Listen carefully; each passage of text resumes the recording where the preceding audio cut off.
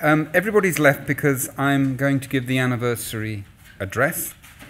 And the topic today, this year, is trust in science. Trust is important for science in a number of ways. Why should we have trust in science? What is it about science that makes it such a trustworthy process to generate knowledge about the natural world? By having trust in science, what benefits have been brought to humankind over the ages? How can trust in science be maintained and be built upon with the public? What does society need from scientists to ensure that they are trusted? And what are the threats to trust in science, and what can be done about them? These are questions we need to address as Fellows of the Royal Society, both to consider what needs to be done and then to act on those considerations. So first, why should we have trust in science and the knowledge of the natural world and of ourselves that science brings? The answer is simple. It is because of the way that science is done. It is based on a range of attributes and ways of working, not necessarily unique to science, but which are combined together in science in a very effective way. Science is built on reliable and reproducible observations, generating accurate descriptions of how the natural world behaves. Such evidence forms the bedrock of the scientific endeavour. The impetus to make observations and to carry out experiments derives mainly from curiosity, natural in children and often persisting at a high level later in the lives of many scientists. From the study of observations and experiments, regularities and patterns can be recognised, which in turn lead to ideas and hypotheses to explain the workings of the world. This requires an attitude of mind that the natural world is in principle explicable and is not the consequence of capricious supernatural forces. Imagination and intuition are used in science to generate scientific ideas and hypotheses, and these can then be tested with more observations and experiments. Now, this way of working has been well described by the philosopher of science, Karl Popper, who has emphasized the importance of trial and error in science. He argued that a scientist considers the data obtained by observations and experiments relevant to a natural phenomenon of interest, and then, through leaps of the imagination and intuition, develops a framework to consider that data, and then generates a hypothesis to explain the phenomenon. This hypothesis is tested by making new predictions, which are then examined by further experiments and observations. If the data do not support the hypothesis, then it's either rejected or modified, and the new hypothesis is further tested by new observations and experiments. So science proceeds by trial and error, with unsatisfactory hypotheses being rejected through a process of what Popper calls falsification. He also goes on to further argue that falsifiability is the principal way of distinguishing science from non-science. An important implication of this view, of course, of how science works is that scientific knowledge evolves and is often tentative, especially at the beginning of an investigation. And it is only after repeated testing that it becomes more secure. Science is also influenced by the way scientists behave and interact with each other in a community. Scientists should be open, honest, rigorous in their thinking, and sceptical, especially of their own ideas. An effective scientific community should be interactive and collaborative and encourage the constant challenge of data, ideas, and hypotheses. It is the overall strength of the evidence and argument that matter in science, not the hierarchical authority of the scientists involved. The combination of these attributes and ways of working produces a methodology that underpins science and which is very effective at generating reliable knowledge of the natural world and of ourselves. It is a process in which we can have great trust. Now, this trust in the scientific endeavour has brought about revolutionary improvements for humankind. I will illustrate a few of these benefits with examples of what science has achieved over the ages. The beginnings of science can be detected in prehistory, with the development of agriculture and metallurgy. The agricultural revolution was based on the domestication of wild plants, the selection and cultivation of crop plants with desirable characteristics. First came about 10,000 years ago in the Fertile Crescent of the Middle East, with the cultivation of cereals, and later in the East with rice, and in the New World with maize.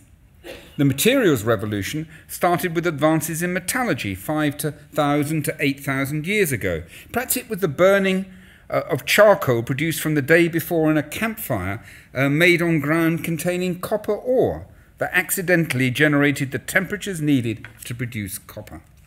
Then copper ore contaminated with tin could of course generate the more versatile bronze. The Greeks brought about a revolution in ideas that changed our world, introducing the concept that the world was comprehensible, liberating humanity from the yoke of mysticism and superstition. In England, at the turn of the 17th century and the beginning of the Enlightenment, Francis Bacon, courtier, statesman and philosopher, laid out his approach to science. He famously argued for a sceptical approach in the pursuit of knowledge, saying, "If a man will begin with certainties, he shall end in doubts. But if he will be content to begin with doubts, he shall end in certainties." He also advocated that knowledge is power. I've seen knowledge is power on schools in Manhattan and this summer on a mountain village in the jungle in Uganda. Touching to see knowledge is power in a school in Uganda. In other words, what Bacon was arguing was that science was useful. However, it would have perhaps been best if he had confined himself to thinking about science rather than doing science. Driving during winter in Highgate, he stopped his carriage, bought a hen, and then stuffed it with snow to see if it would delay putrefaction. As a consequence of his outdoor experiment, he caught a chill, developed bronchitis, and died several days later. Meanwhile, in the warmer climes of Italy, Galileo was more successful with his experiments and observations, providing the evidence that moved the Earth from being the centre of the universe to a planet circling the sun.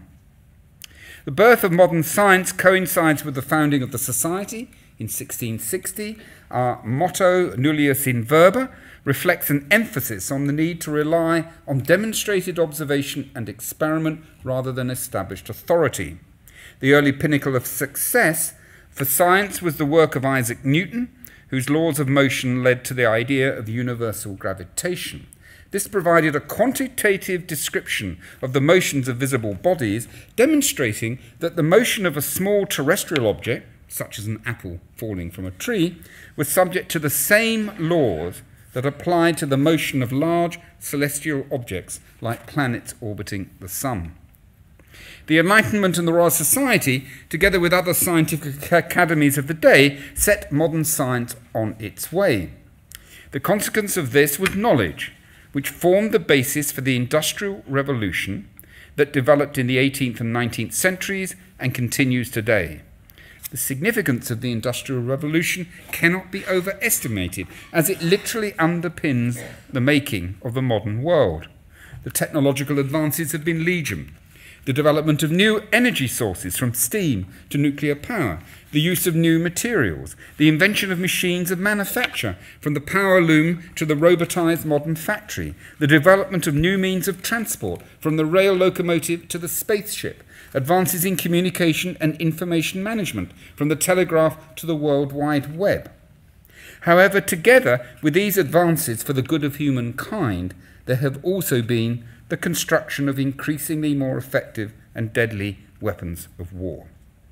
It is difficult to imagine any aspect of our present lives which is not influenced by these developments. They have brought major changes to everyone on the globe.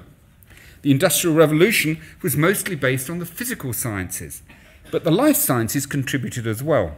Scientific approaches increased agricultural production such that crop yields are many times higher today. The biological advances of genetics, brought about by Mendel, and of biochemistry by Pasteur, spawned discovery after discovery in biology and generated molecular biology underpinning much of modern medicine. materialistic explanations of the phenomena of life have led to improvements in human health and increases in the longevity of humankind. Only 100 years ago, even in developed countries such as ours, life expectancy was around 50 years. Probably only an increase of 50 years since the agricultural revolution 10,000 years previously. Yet in the last 100 years, that life expectancy has increased to around 80 years. This change has its basis in science and is truly revolutionary, both for the well-being of individual human beings and for the whole demographic structure of society. In fact, in my view, science is the most revolutionary activity known to humankind. These examples illustrate some of the ways that trust in science has led to many improvements to human society and culture. Given the importance of these advances for our civilization, how can we ensure that science will continue to prosper and bring about improvements in the human condition? For science to prosper requires great science to be done, and that is driven by great scientists. We need to provide a scientific education and training that allows such scientists to develop. Then we need to identify and support them with an environment and adequate resources so they prosper. Most importantly, they need to be given the freedom to pursue what they judge to be interesting, and they should be protected from counterproductive interference from often well-meaning but sometimes misguided scientific managers and leaders. I could say that sentence again, but I think you got it. If we keep a focus on quality and freedom, then science will prosper. But to ensure that science continues to bring improvements for humankind, it requires more than this. It needs a public trust in science, which goes to the heart of what I'm talking about today. What is required is a healthy relationship between science and society, a relationship built on trust. Making good decisions about the use of knowledge based on science depends on societies which embrace the right values underpinned by effective democracies. It requires a public at ease with science and a democracy that can cope with the complex decisions that involve science. So how can we build trust in science? We have to start with the scientists themselves. Scientists need to be open and transparent in their dealings with each other and with the public. There have to be accurate descriptions in scientific papers of how the scientific data was gathered and of the methodologies that were used. This has to be clear enough that, if necessary, the experiments and observations can be repeated by others, a foundation of science. Next, the data has to be openly available to everyone. An example in good practice in data sharing has been the depositing of genome sequences in the public domain, which has had great positive effects on the molecular understanding of biomedicine. Had this data been locked away for private profit, as some had wished to do, progress would have been slower. There is a particularly pressing need to make clinical data available, which is being gathered in trials testing the effectiveness of pharmaceuticals and other interventions on human disease. Ways have to be found that appropriately protect commercial interests, but that also make this data publicly available to scientists and doctors, to healthcare providers, and to the public at large. Society needs this evidence to evaluate treatments of disease. This obviously applies to the pharmaceutical industry, but in my opinion, it should also apply to, for example, herbal medicines, which, like pharmaceuticals, contain active chemical principles, which tend, however, not to be so rigorously regulated. It is important that their safety and effectiveness are also properly assessed and communicated to the public. To earn trust, scientists must be open and transparent about who supports their work. Research supported by a commercial organisation needs to be declared, but it is important to recognise that just because science has been funded commercially does not mean that it is not to be trusted, as some lazy thinkers sometimes argue. It is also important to realise that others, like non-governmental not-for-profit organisations, can also have biases which may distort the science they discuss or support. Single interest groups may not be entirely objective across a wider range of issues, And it needs to be borne in mind that NGOs, for example, may rely on the financial support of individuals or sectors of the public who have particular ideological opinions. As a consequence, the need to keep these supporters content may also influence the NGO's views about science. Some environmental organisations oppose the use of gene modification technologies even when this is aimed at producing crops which could reduce blindness amongst the world's poorest children. Such NGOs need to ask themselves if their scientific positions are being over-influenced by ideology or concerns about raising financial support. Universities supported at arm's length by governmental funding agencies, in my view, are crucial for the scientific research endeavour because universities can carry out research which is generally freer from immediate commercial or ideological interests. This is a defence of our great universities. To build trust in science, scientists have to be rigorous and honest in what they do and be sceptical, particularly about their own ideas and hypotheses. Such qualities are a useful corrective when scientists feel under pressure to generate particular results. This can occur when junior scientists are pressurised by a senior colleague or by the demands of their career development to produce certain outcomes. This is best countered by a good culture in the scientific workplace, which abhors the falsification or distortion of data. It simply becomes unacceptable, just unacceptable. Science is a high calling in the pursuit of truth. We sometimes forget that. It always needs to be kept in mind by research scientists.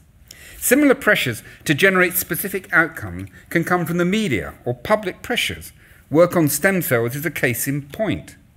But it is also important to remember that science proceeds by trial and error, as I have argued.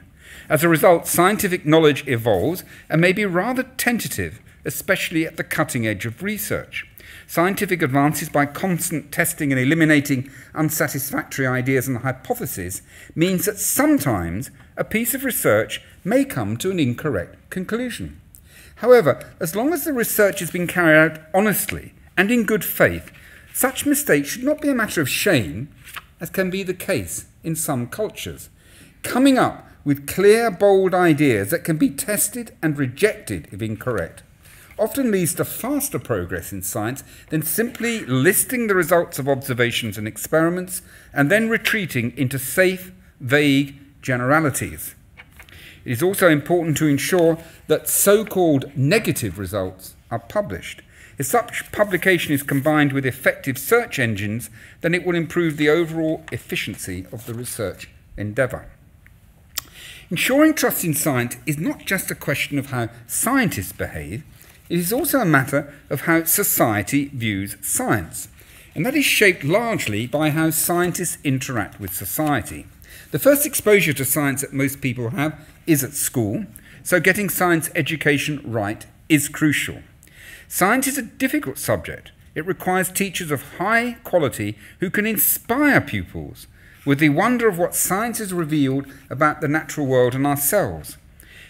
However, it is essential for science teaching to emphasise how science is done and why it is such a reliable way of generating knowledge. Understanding how science is done increases trust in science, as it can be seen to be built on reliable data, rational argument, and repeated testing. If science is taught as just an assemblage of facts, without dealing with the process which gave rise to those facts, then why should pupils trust science more than fables or pseudo-science? It makes no sense. Everyone leaving school should know the difference between astronomy and astrology by knowing how science is carried out. It's very simple. The main exposure of adults to science, of course, is not through education, but through the mass media, newspapers, radio, television, digital sources. Often science journalists do a good job at explaining the science in their work, only to have a good report spoilt by a misleading headline. A misplaced sense of a balanced view can distort science reporting when prominence is given to a minority opinion which is poorly evidenced and argued. Science media centres are now appearing which can put journalists in contact with media-friendly scientists who are expert in the area under consideration, and this can greatly help in getting the balance right in the reporting of science. To develop trust in science, it's important that scientists become fully engaged with the public sphere. Scientists need to identify areas of interest or concern to society and to engage with the public. They need to explain what is being done and why, ensuring that conflicts of interest are revealed and that it is clear what knowledge is secure and what is not secure. Sometimes I suspect that scientists are seen like the witch doctors of a tribe. Their usefulness is recognised by the public, but they are feared because what they do is not well understood. Only by public engagement, by listening to people's concerns, by explaining what the science means, by participating in two-way dialogue, can trust be earned. That trust must be earned by scientists because if they do not, trust in science will be lost and society will not reap the benefits that science can bring. Unfortunately, there are also threats to science which can undermine public trust. One problem is those politicians, columnists, commentators who distort science. They mix up science, which is based, as I've argued, on evidence and rationality, with politics, ideology, or religion, where opinion, rhetoric, and tradition hold much more sway. Such individuals usually behave more like lobbyists who do not properly respect the science or the way that science is done. They cherry-pick data, distort arguments, misquote and personally attack scientists whose work they do not like. Their political or ideological views lead them to predetermined positions, and they distort the science to support those positions. Sometimes they refuse to name who finances their activities. There are certain areas of science which are prone to such misrepresentation and distortion. Examples include work on genetically modified crops, vaccination, and climate change. Similar problems arise when those with fundamentalist religious beliefs distort science to support their opinions based on faith and revelation. Science is revolutionary, and it can lead to unsettling conclusions which attack traditional beliefs, and so can be strenuously opposed. This occurred when Copernicus and Galileo moved the Earth from the centre of the universe, and when Darwin proposed that man was not specially created.